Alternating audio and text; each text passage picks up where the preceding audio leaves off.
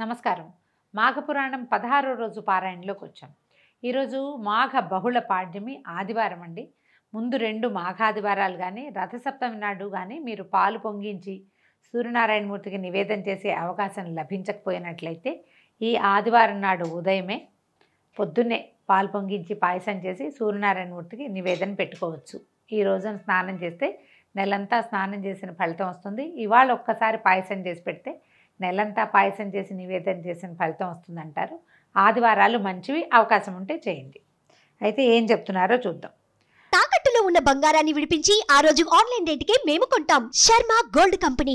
పార్వతికి పరమేశ్వరుడు చెప్పినటువంటి సుమంత్రుని కథ దాని గురించి చెప్తూ ఇంకొక గాథ చెప్తున్నారన్నమాట. తర్వాత అతను తపస్సు చేసుకుని తన కష్టాన్ని పోగొట్టుకున్నాడనమాట.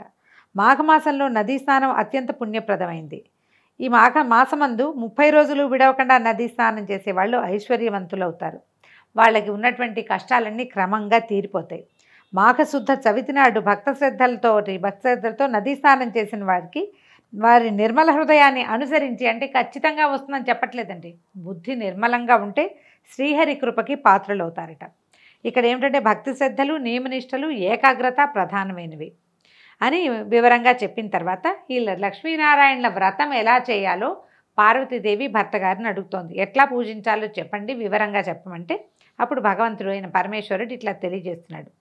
మాఘమాసంలో శుద్ధ చవితి వెళ్ళిపోయిందండి. మనం బహుళంలో ఉన్నాం. ఇప్పుడు 16 రోజులకు వచ్చేసాం కదా. ఈ సంవత్సరం చేయలేకపోతే వచ్చే సంవత్సరం చేసుకోవచ్చు. కుదిరితే బహుళ చవితి నాడైనా కూడా మనం ఇది చేయొచ్చు అన్నమాట.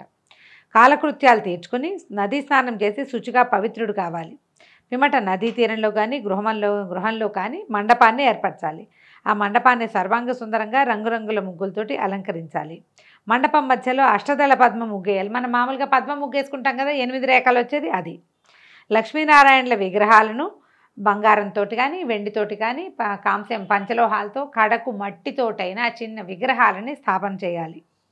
చేసిన తర్వాత విగ్రహాలకి గంధం పూసి పసుపు కుంకుమ అక్షంతలతో కర్పూరము అగరబత్తులు మొదలైన పూజా ద్రవ్యాలతో పూజించి ధూపదీప నైవేద్యం తాంబూలాదులు నమస్కారాదులు సమర్పించాలి. ఒక రాగి చెంబును తీసుకుని అందులో స్వచ్ఛమైన నదీ జలాన్ని పోసి మామిడి చిగుళ్ళ నుంచి దాని మీద ఒక కొబ్బరికాయ పెట్టి దానికి కొత్త వస్త్రాన్ని కప్పాలి. లక్ష్మీనారాయణల ప్రతిమని ప్రతిష్ఠించాలి. అంటే మనం ఏంటి కలశం పెట్టుకోండి అని చెప్తున్నారు. మండపం మధ్యలో సాలగ్రామాన్ని కూడా ఉంచి ధూపదీప నైవేద్యాలు సమర్పించాలంటే ప్రతిమకి చేసిన విశేషం, కలశం పెట్టుకుని చేసినా విశేషమే. ప్రతిమా కలశము కాకుండా సాలగ్రామారాధన చేసినా కూడా విశేషమే. తదనంతరము ఈ రాగి పాత్రలోని నీటితోటి అర్ఘ్య ప్రదానం చేయాలి. పిమ్మట నారాయణునికి మదిలో నమస్కరించి సూర్యునికి నమస్కారం చేయాలి. ఈ మాఘమాస వ్రతాన్ని ఆచరించే వాళ్ళు తల్లిదండ్రుల్ని, బంధుమిత్రాదుల్ని, శ్రేయోభిలాషుల్ని, గురువుల్ని, పెద్దల్ని ఆహ్వానించి వాళ్ళ సమక్షంలో నిర్వహిస్తే అధికమైన సత్ఫలితాలని పొందుతారు. అందరినీ పిలుచుకుని వ్రతం చేసుకోండి అని చెప్తున్నారు. ఒక సద్బ్రాహ్మణుడికి బియ్యము, బెల్లము, ఉప్పు, పప్పులు, కాయగూరలు, పళ్ళు ఇచ్చి స్వయం పాకాన్ని ఇవ్వాలి. నూతన వస్త్రాల్ని దానం చేయాలి. పిమ్మటన మాఘపురాణాన్ని స్వయంగా పఠించాలి. లేదా నాబోటి వాళ్ళు ఎవరైనా పఠిస్తుంటే వినాలి. పఠించినప్పుడు కానీ వినేటప్పుడు కానీ అక్షతల్ని, అంటే మనం పూజ చేసుకునేటప్పుడు అనమాట, అక్షతలు చేతిలో ఉంచుకుంటే ఆ చదివిన ఫలితం మనకి లభిస్తుంది. మన పద్ధతి అది. పురాణ శ్రవణానంతరం ఆ లక్ష్మీనారాయణని ధ్యానించి కొన్ని అక్షతలు విగ్రహం మీద, కొన్నిటిని తనపైన వేసుకోవాలి. మాఘశుద్ధ చవితి నాడు మాఘస్నానం చేసి లక్ష్మీనారాయణలని అత్యంత భక్తి శ్రద్ధలతో నియమనిష్టలతో ఈ విధంగా పూజిస్తే ఎంతటి ఘోర పాపాలైనా పోతాయి. దీనికి నిదర్శనంగా ఒక కథ చెప్తున్నారు. గౌతమ మహర్షి ఒకనాడు తన శిష్యగణంతో తీర్థయాత్రలకు వెళ్తున్నారు. అనేక పుణ్యక్షేత్రాలు దర్శిస్తూ మార్గమధ్యంలో కనపడిన ఆ సన్యాసులతో, భక్తి తత్పరులతో, మునిగణాలతోటి భగవద్గోష్ఠులు జరుపుతూ మాఘమాసం వచ్చేసరికి ఆయన కృష్ణా తీరాన్ని చేరుకున్నాడట. పవిత్ర కృష్ణానదిలో స్నానం చేశాడు శిష్య బృందంతో కలిసి. మాఘమాసం అవటం వల్ల ఆయన కరెక్ట్గా అక్కడ చేరాడు కదా. నదీ తీరంలో ఉన్న ఒక రావి చెట్టును దర్శించి, రావి చెట్టును చూడగానే మనం చెప్పుకుంటాం అశ్వత్థనారాయణుడు, సాక్షాత్ శ్రీమన్నారాయణ స్వరూపమే రావి చెట్టు అని చెప్తాం. మూలతో బ్రహ్మరూపాయ, మధ్యతో విష్ణురూపిణే, అగ్రత శివరూపాయ వృక్షరాజాయతే నమః అని ఈ శ్లోకాన్ని 4-5 సార్లు చెప్పుకుంటూ దాని ప్రదక్షిణలు చేసి ఆ చెట్టు కింద కూర్చుని మహావిష్ణువుని పూజించాడట. మాఘమాస విశిష్టత ఇది, మంచిది. ఈ సమయంలో ఇలా నదీ స్నానం చేయాలి, విష్ణు ఆరాధన చేసుకోవాలని అందరికీ చెప్పి చేయించారు. సరే, ఈ మాఘమాసం కాబట్టి ఇంకా వెళ్ళలేదట. పవిత్ర మాసం కదా, నదీ తీరంలో ఉన్నామని చెప్పి అక్కడే ఉండి ప్రతిరోజు అక్కడే పూజ చేయటం మొదలుపెట్టారు. మాఘశుద్ధ దశమి వచ్చిందట. అది ఆయనకి అత్యంత ప్రీతిపాత్రం. దశమి మర్నాడు ఏకాదశి వస్తుంది. మాఘశుద్ధ దశమి చాలా విశేషమైన రోజు. ఆయన ఏం చేశాడు, రావి చెట్టు మొదట్లో శుభ్రం చేసి అలంకారం చేయించి ముగ్గులు అవి వేసి మామిడాకులు తోరణాలు కట్టించి చిన్న మండపాన్ని ఏర్పాటు చేశాడు. శ్రీహరిది ప్రతిమ కూడా ఒకటి ప్రతిష్ఠించి పూజాధికాలు చేస్తున్నారు. అత్యంత భక్తి శ్రద్ధలతో శ్రీమన్నారాయణుని సేవాకాలం జరుగుతోందట. అయితే ఈ కార్యక్రమాన్ని అంతటినీ అక్కడికి వచ్చి ఒక కుక్క వచ్చి కూర్చుందట. అది చూస్తోందట. అది కళ్ళార్పకుండా చూస్తోంది. అయితే ఆ కుక్కను గమనించిన శిష్యులు ఎవరో వచ్చి అని దాన్ని చిన్న కర్రతో బెదిరించారు. అవతల పరిగెత్తింది, కానీ మళ్ళీ వచ్చేసింది. అది 2 సార్లు 3 సార్లు అదిలించారు. 3 మాటలు అదిలించారు. 3 సార్లు అది ఏం చేసింది, చెట్టుకు ప్రదక్షిణగా మళ్ళీ ఇటు నుంచి తిరిగి వచ్చి రెండో పక్కన వచ్చి కూర్చుంటోందనమాట. ఇలాగా 3 సార్లు ఈ రావి చెట్టుకు ప్రదక్షిణ చేయటం, అది పవిత్ర మాఘమాసం అవటం, ఆ చెట్టు కింద ఇలా విష్ణువార్చన జరుగుతూ ఉండటంతో ఆ కుక్కను ఆవరించుకున్నటువంటి పాపం అంతా పోయిందట. పోయి రాచరిక దుస్తులతోటి సకలాభరణాలతోటి తలతలా మేరుతున్నటువంటి మహారాజ స్వరూపం వచ్చేసింది కుక్కకి. ఈ గౌతమ మహర్షి ముందు నిలబడి ముకుళితాస్తుడు 2 చేతులు జోడించి వినమ్రంగా ఆశీర్వచనం కోరుకున్నాడు. అవి ఇంత చూసి అందరూ ఆశ్చర్యపోయారట. అప్పుడు గౌతమ మహర్షి అడిగాడు, ఓ రాజా, నువ్వెవరివి, ఎట్లా ఇలా కుక్కవయ్యావు అని అడిగితే, నేను కళింగ దేశపు మహారాజును, చంద్రవంశం మాది, నా పేరు జయచంద్రుడు, నేను అన్ని విద్యలయందు ఆరితేరి ప్రావీణ్యత సంపాదించాను. నా పరిపాలనలో ధర్మానికి న్యాయానికి కొదవలేదు. ఎన్నో దానాలు చేశాను, ప్రజల్ని కన్నబిడ్డల్లాగా చూశాను.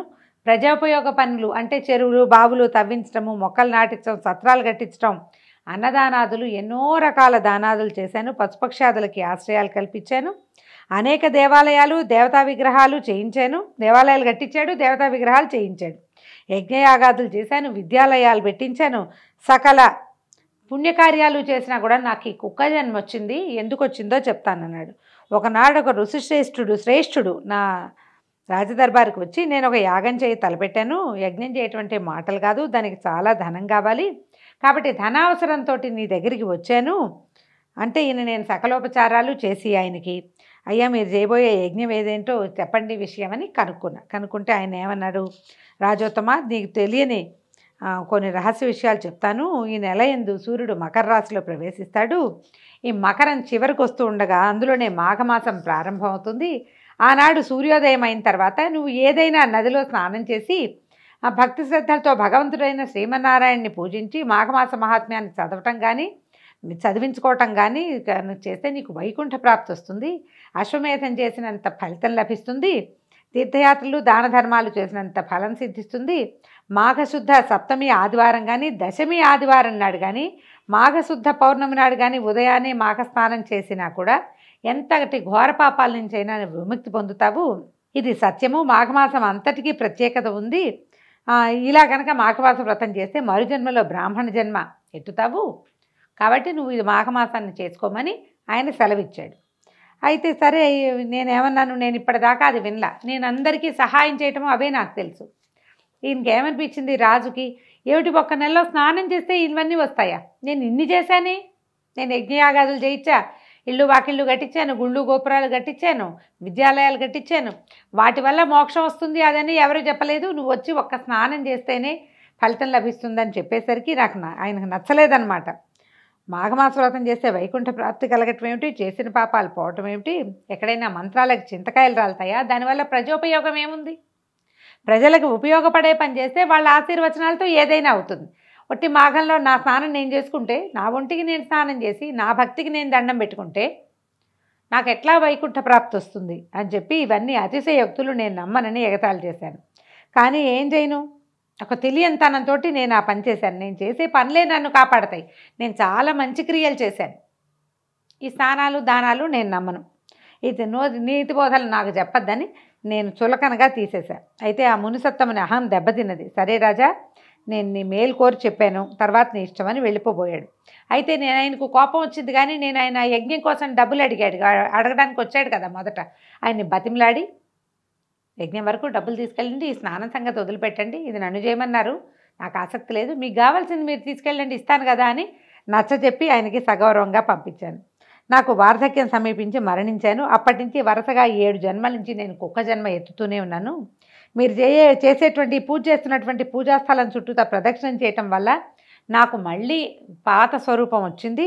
నా రాత ఇంతకాలానికి తిరబడింది, విధివ్రాత తప్పించడానికి ఎవరి తరం, ఇన్ని జన్మల నుంచి లేనిది ఇప్పుడు నాకు నా పూర్వజన్మ ప్రాప్తించింది, పూర్వజన్మ స్మృతి కూడా నేను ఏం చేయటం వల్ల నాకు ఇలాంటి జీవితం వచ్చిందో నేను తెలుసుకోగలిగాను.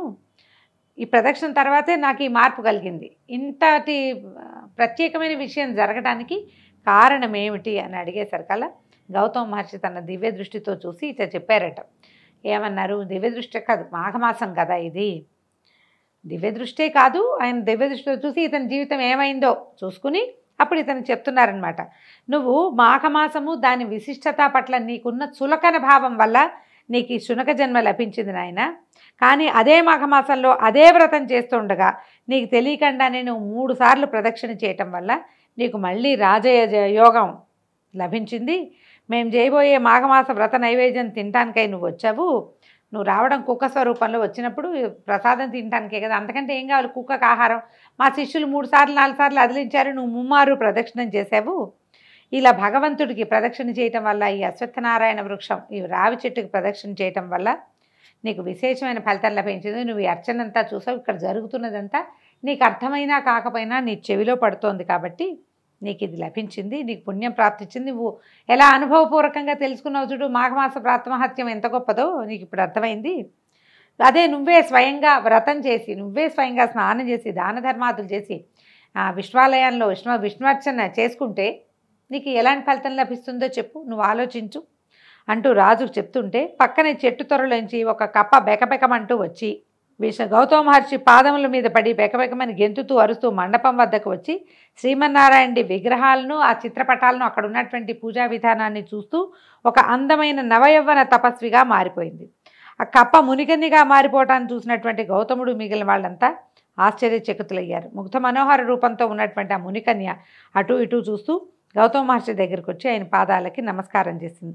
గౌతముడు ఆమెను దీవించి తన పూర్వజన్మ ఆమెకి దీవించేసరికల్లా ఆమెకి తన పూర్వజన్మ వృత్తాంతం అంతా జ్ఞాపకం వచ్చిందట. అప్పుడు ఆయన అడిగాడు, తపస్వి నువ్వెవరు, నీ పేరేంటి, నీ వృత్తాంతాన్ని వివరించమని ప్రశ్నించాడు. ఆమె పూర్వజన్మ వృత్తాంతం ఏమైందో చూద్దాం. ఒక రాజు సమస్తమైన మనం చెప్పుకునేటువంటి నరసేవ అంతా చేసినా కూడా ఈ మాఘమాసం స్నానం చేసినా చేయకపోయినా ఒక పెద్దవాళ్ళు వచ్చి ఇది చాలా మంచిది, ఇది చెయ్యి అని చెప్పినప్పుడు దాన్ని అపహాస్యం చేయటం వల్ల అతను కుక్కగా జన్మించాడట. అందుకని ఇతరుల పూజా విధానాల్ని విమర్శించకూడదని చెప్తారండి.